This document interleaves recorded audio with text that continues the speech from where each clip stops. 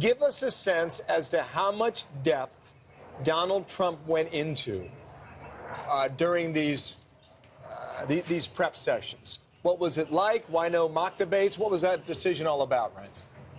Well, I mean, there's only a certain amount of things that we can talk about here, Bill, but I would say he's prepared, went through all of the detail that you'd want to go through, and obviously he's put out detailed plans, and looking through those as well is something that obviously both candidates are doing, and going through hypothetical questions and just making sure that Donald Trump's comfortable, which he is, and he's ready to go. And don't forget, I mean, we had 12 bruising debates in our primary already. Not to mention, I think Donald Trump spent the last 5 weeks almost every single day giving detailed policy speeches. And let me just, one quick thing on that, Bill, and I know we need to, I can't keep going on, but the thing with these speeches and the policy speeches that Donald Trump gives, he doesn't just have someone write them and they get loaded in the teleprompter. He's going through page by page, making edits, asking questions. So I think he's very much ready to go, and I do think the burden is going to be on Hillary Clinton. Saliza writes in the Washington Post today, during those primary debates that you just mentioned, Trump appeared to have two settings, attack mode or disappearing mode. So which one is it tonight?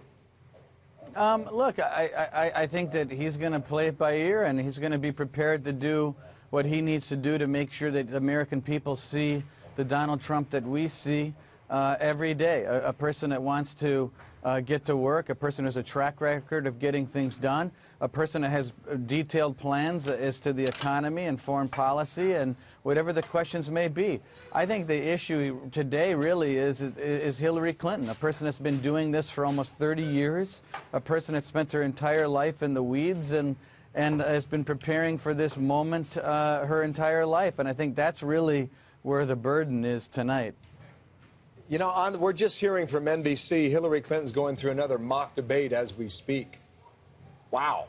Up until the last hour, she continues to do these drills. Paul Ryan was asked about preparation over the weekend. You know, he was in the middle of this 4 years ago and said this about preparation. Yeah, over-prepare. Over-prepare. Look, Hillary Clinton's been doing this most of her life. She is the consummate pro. This is new for Donald, so I think he should obviously over-prepare for it. What do you think about that opinion from a fellow guy from Wisconsin? Over-prepare. That's his advice. I think you can over-prepare. I mean, I guess over-preparation is in the eye of the beholder. I mean, what is over-preparation? Who knows what that means? But I do think that Hillary Clinton is preparing 24/7. I expect her to try to knock this out of the park. But the problem is that she's had all the opportunities in the world to do these things. She was the one person that was Secretary of State.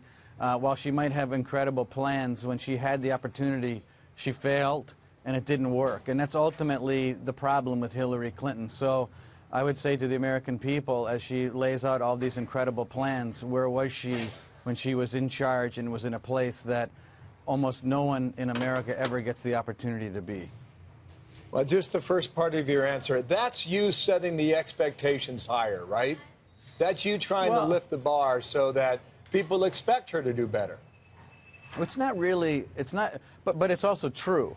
I mean, the great thing about this conversation is that the truth is Hillary Clinton has been in public life forever since she's been married. And so, and every year something different. And so it is true that she was Secretary of State. It is true that she said that she was going to reset the Russian relationship was a disaster. Libya was a disaster. Benghazi, emails. I mean, she can't tell the truth about her own health. I mean, the reality is her entire life was spent in politics. And so, yes, the expectation is that she will do very, very well. And she must.